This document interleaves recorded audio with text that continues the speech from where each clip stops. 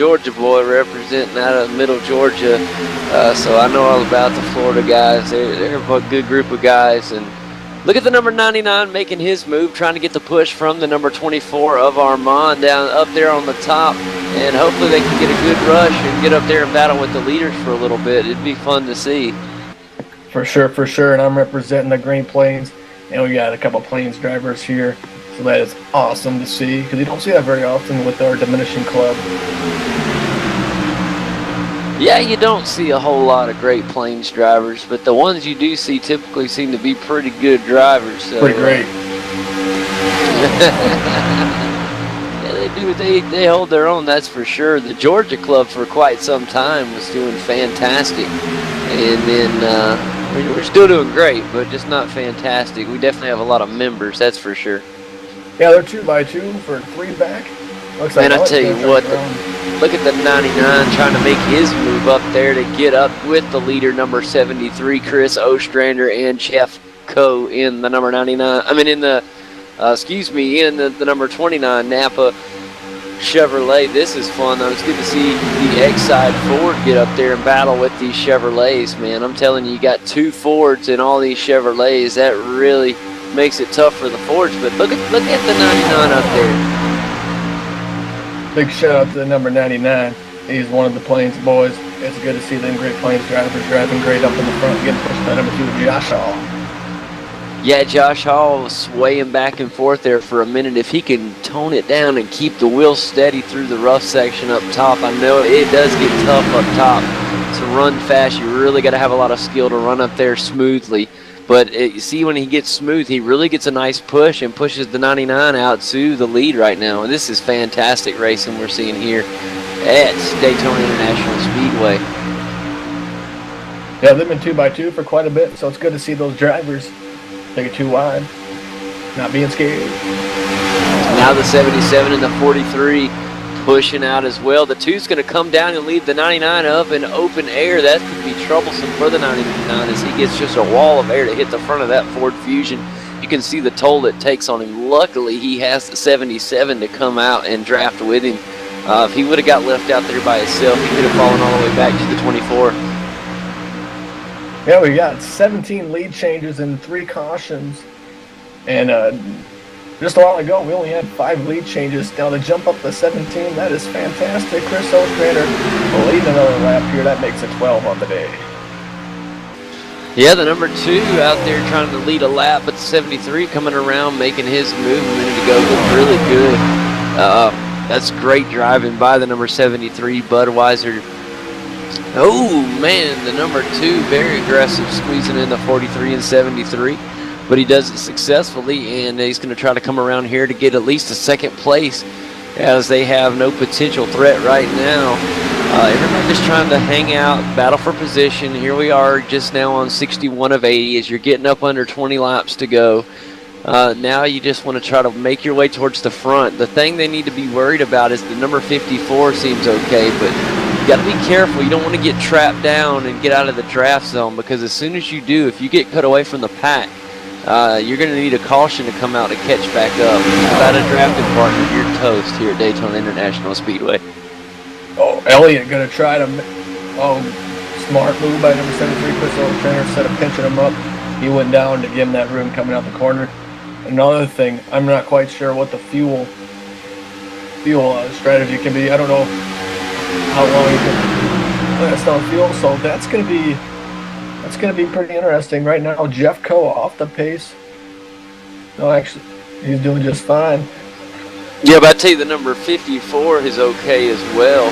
The 24 really needs to make sure he gets up back towards the pack soon. He don't want to fall too far back there and get out of that draft, because he'll be away from this pack. I know that he knows that, and you can see him now tucking in tight behind as close as he can to the 77. Big wreck. Armado just drove straight into the 99. I don't know what happened there. We're going to get a quick replay of what happened there. We're not sure what happened, so we're going to take probably like 3 views to get that for you. So, looks like Ostrander might have been involved. Yeah, that looks like he got into the back of him and pushed him down. I don't know. It's hard to say, though. Looking at that TV camera right now. Oh, looks like we're going to have to take a couple looks at that. We're going to take an on-board look at Ostrander. Maybe that's going to help us out a little bit. Yeah, that was tough to see. Avery really could have went either way. We're going to have several looks at that. We're going to need several looks at that.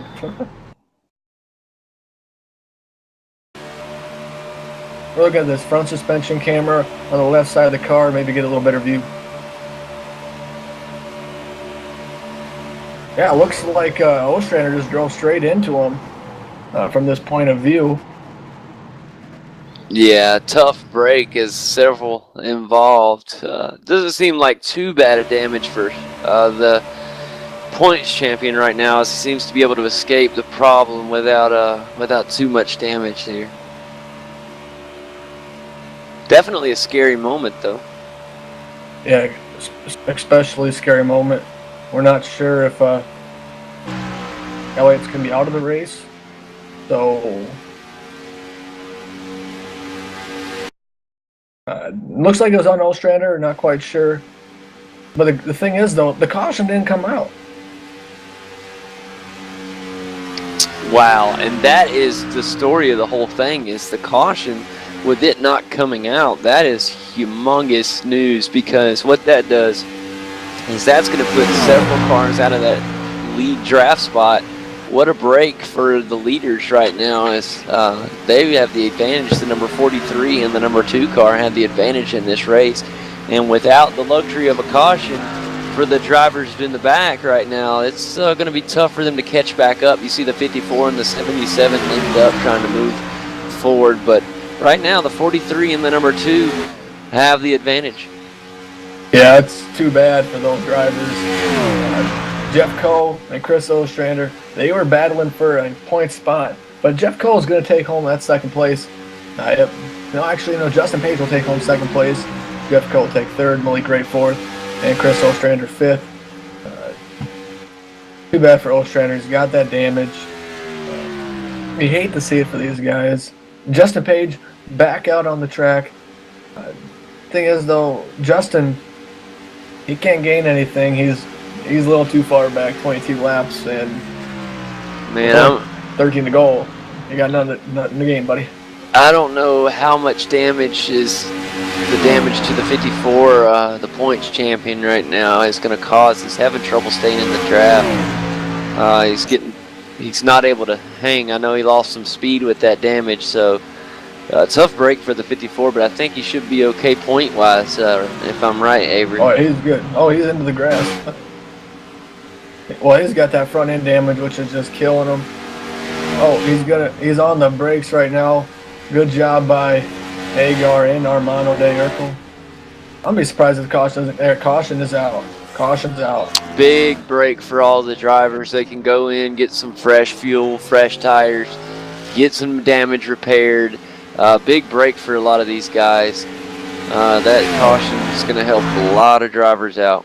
I tell you, that is not what Greg Elliott and Josh Hall wanted to see. But big shout out to Armando de Urkel in the top 5 right now. He's doing a fantastic job. Yeah, looking good there in the number 24 Walt Disney Chevrolet. Really coming up from his rookie year, really showing his growth in the league. And a big shout out to him. He looks great up there in the 5th position. It'd be something else to see him come from that 5th position to sneak a win here at Daytona. It sure would be awesome to see the 24 in victory lane. Yeah, it would be. He's been doing a fantastic job. Big props to the guy. He's missed out a couple weeks of iRacing. He got a new job. So, for him, he's doing a fantastic job, and he's very happy with his performance so far. Tell you what, the fun thing's going to be to see who does what, who's going to go in. I'm pretty sure we'll see everybody from the leader back go into pit road, but I don't know. The 43 has typically no damage. The 2 has no damage. The 77 has no damage. So it's going to be fun to see what they decide here as they head around towards pit road. I mean, I don't understand why they wouldn't pit with with 10 laps. It'll probably be around 8 laps remaining when they get back green. So I would go ahead and get fresh tires and get everything freshed up. I wouldn't put too much fuel in the cars. It'll weigh it down a little bit. But I definitely just put enough to make sure you get to the end. You don't want to have the lead and come around last lap and run dry. So I think the biggest thing is fuel. I don't think Greg Elliott was good on fuel, so that's why he's making his way down pit lane. But with the drivers that are a little injured, you see Hagar going down the pits. See, the only biggest thing though is you don't want to be that guy that runs out of fuel, do you? No, you definitely don't. And I'm surprised we didn't see more go down pit road. I really thought we'd see them all go down. I know it's late in the race and track position, you want to get it, but I just think at this point in the race on a restrictor plate track, I just think that you're not going to lose enough positions to worry about the pit. So I think the pit is more beneficial than not. But then again, everybody takes strategical risks, and that's what makes racing so great. Well, the thing is, though, Greg Elliott, he only lost 2 spots. He'll be starting the inside of road number 2. So he really didn't really lose much. Exactly, and that's why I'm surprised the 2 didn't come down, make sure he was good, fresh tires. Because believe it or not, tires do make a difference, even on restrictor plate tracks. So not as much difference, say, as at a track like Atlanta Motor Speedway or at a Dover or something like that, but they do make a difference. So you want the freshest tires, and hopefully the guys were smart enough not to top off all the way with fuel, as like I said, that will weigh the car down some, but I'm sure that their crew chief set them up just right. And here we go. We're going to have about 8 or 9 laps. I think 8 will be what it should be when they get restarted here to the finish of this season. Yeah, we're going to bring in Justin Page. He's 27 laps down, but he's done a lot for this series. We want to thank him for doing all he's done.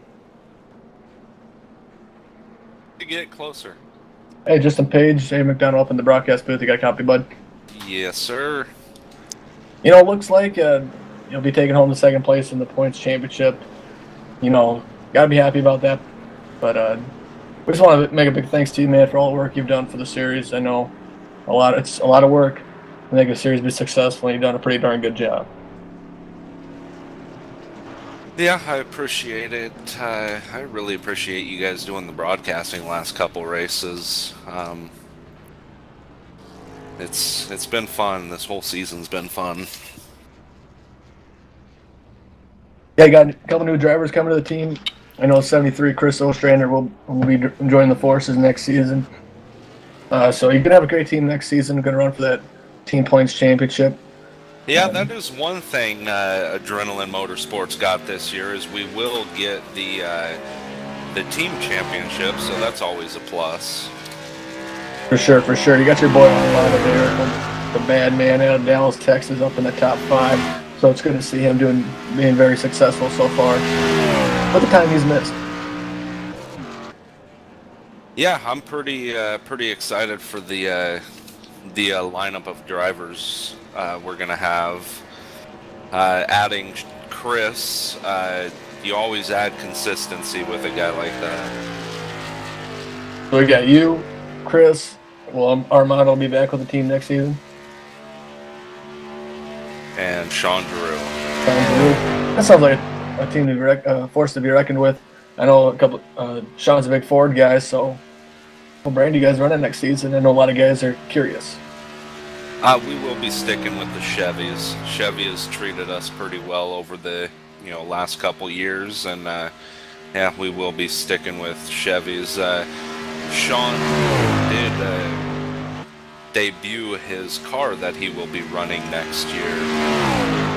Chevy, along with Walmart, is going to sponsor him. Now I got Justin Page driving a Rockstar Energy.